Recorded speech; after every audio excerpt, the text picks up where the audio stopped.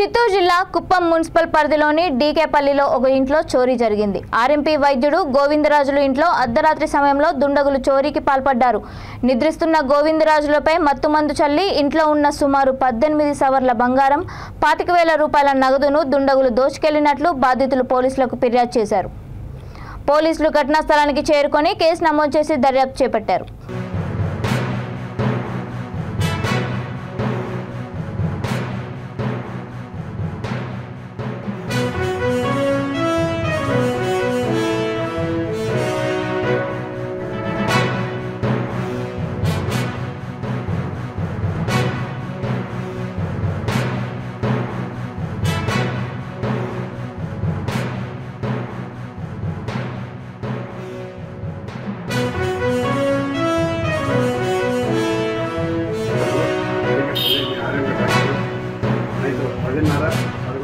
పడుకున్నాను.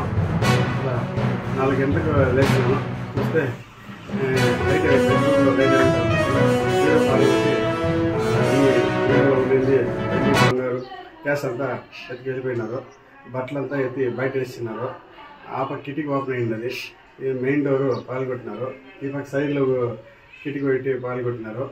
ఇది నాకు ఒకే టయర్డ్గా ఉన్నది. అది ఏం చేసినా ఏమో నాకే అర్థం లేదు. ఇప్పుడు ఒకే అదే ఇదిగా ఉన్నది. అది ఎట్లా ఏం చేసినారో నాకు ఏం అర్థం కదా. స్ప్రేనా ఏమని నాకు ఏమో తెలియలే. బంగారు 12 సవరాలు ఉండింది. వెండి 1/2 కేజీ ఉండింది. క్యాష్ 25,000 ఉండింది. అది మొత్తం ఎత్తిపోయినారు. దీన్ని దయచేసి మీరు దీన్ని కనబట్టి మాకు ఇవ్వాలా. దయచేసి మాకు హెల్ప్ చేయాలి.